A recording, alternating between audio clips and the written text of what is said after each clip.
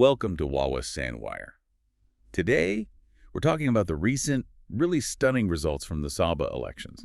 I mean, this was an outcome that sent massive shockwaves across the political landscape. It really did. Particularly when you look at the performance of the peninsula-based parties. This election, it just revealed some deep, uncomfortable truths about East Malaysian political sentiment. Exactly. And we're really tracking two major, almost contradictory narratives here. Right. On one hand, you have the total political wipeout of the Democratic Action Party.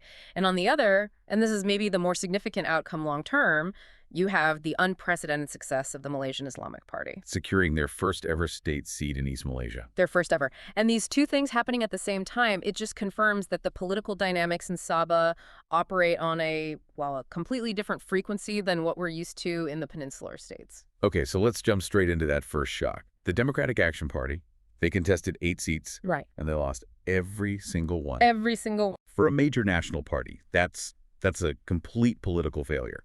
And immediately after the results came in, you saw these visceral reactions from the West Coast. Oh, yeah. A lot of anger. A lot of anger. Blaming Sabah Chinese voters for, quote, failing the ruling coalition. And blaming the voters is, it's easy, but it misses the entire point, doesn't it? Yeah. We need to look at the deep dissatisfaction that was driving those voters. This wasn't some random accident. No. It was an accumulation of long simmering resentment that just, finally boiled over. And you can point to specific things, right? Specific actions and words from the Central Coalition leadership that really fueled this. Absolutely. There was this feeling that the center was interfering in local politics without really understanding them. Like the statements from Prime Minister Anwar Ibrahim, his defense of the Chief Minister Haji Noor during that whole internal power struggle. That defense was a huge deal. For many locals, it looked like the central government was picking a side in a very complex, very internal state issue. And by doing that, they were basically dismissing the grievances of other local factions, including their own supposed allies. Precisely. It came across as an imposition of federal will onto a state leadership issue. And in Sabah, where autonomy is always a key concern, that's just a dangerous perception to create. And it wasn't just that one incident. There was the rhetoric, too. Yes. The rhetoric was unfortunate. That idea of adopting a state. Right. When you use language like adopting, it just sounds patronizing. It suggests the center knows best and East Malaysia needs to be, taken care of. Like a ward of Kuala Lumpur, not an equal partner. Exactly. And that is something East Malaysians consistently reject. But it wasn't just about hurt feelings from the rhetoric, was it? Not at all. Underlying all of that was a whole stack of unresolved local issues. I mean, real, tangible stuff. You had these high-profile cases being investigated by the Malaysian Anti-Corruption Commission that touched on local governance. And there was this feeling of a lack of transparency, or at least a lack of decisive action. Yes, and it convinced a lot of voters that their representatives were either ineffective or, worse, compromised. So when they went to the ballot box, this list of grievances was it was incredibly high. They wanted accountability. So the vote against the Democratic Action Party was less about endorsing the opposition and more about, sending a very clear message of discontent to the current ruling coalition. It was a message, first and foremost.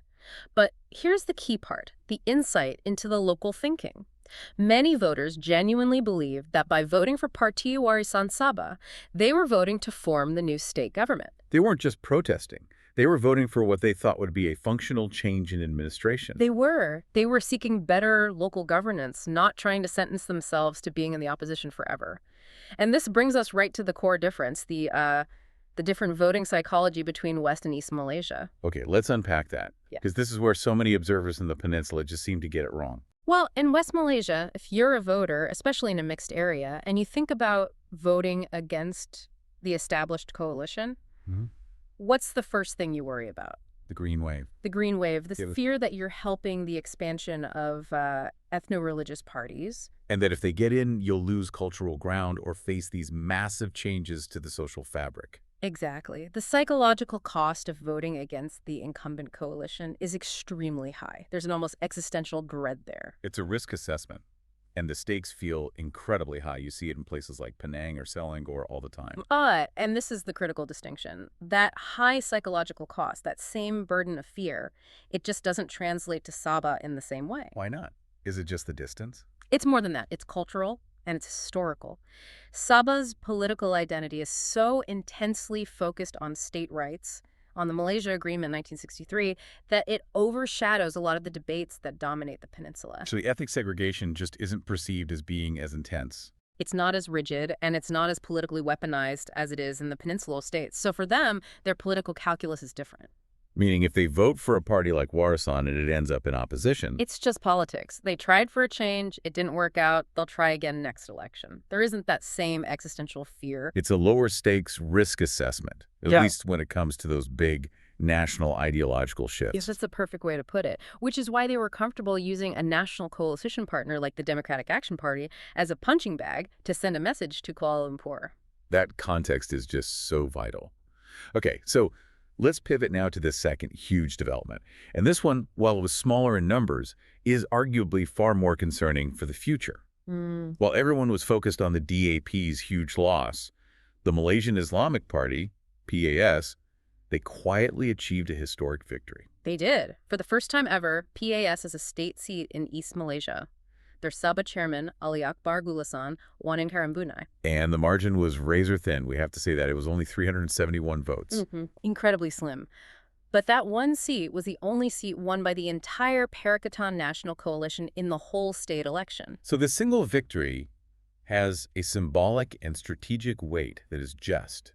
It's far bigger than its tiny margin. That is the understatement of the day. Internally, within the party, they're already calling it the first sun in Sabah. The first sun. Wow. That language tells you everything. This is seen as a foundational success, a beachhead. And that's what worries observers. It means the Malaysian Islamic Party has successfully planted a flag. And this playbook feels, well, it feels very familiar. It's how the Green Wave took root on the West Coast, isn't it? It starts small, localized, and then it just expands. The fear is that Karambunai is not a fluke. It's the start of a long-term calculated strategy. A win, even by just 371 votes, legitimizes everything that comes next. It means they can justify sending resources from the Central Party. Before this, it was all speculation. Now they have proof of concept. Exactly. And we're not just talking about money. We're talking about dedicated ground teams, religious personnel, ideological work. All of it can now be funded and mobilized specifically for East Malaysia. This is how you begin political integration into the local atmosphere. You start by getting your representative integrated, then you slowly begin influencing cultural norms, policy norms, and you might see that same creeping political expansion we saw across the peninsular states. That one win in Karambunai confirms that Sabah is no longer immune. It's the thin end of the wedge. And this must be putting immense pressure on the central government now. They have to reevaluate their entire approach to Sabah. They risk creating a self-fulfilling prophecy. The dissatisfaction they ignored led to the DAP's defeat, which in turn opened the door for the Malaysian Islamic Party to get its first foothold.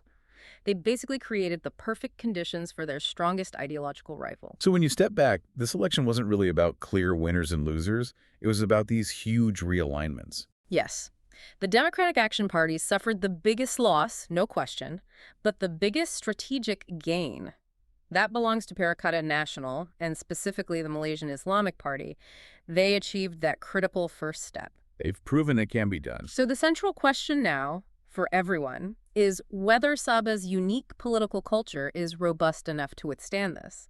Will that lower stakes risk assessment continue, or will the presence of PAS eventually introduce that same existential fear that drives peninsular politics? Which raises another question, this one for the Prime Minister's administration. How do you adjust your strategy toward East Malaysia now? You know dissatisfaction is high, and you know a new political force has gained a foothold.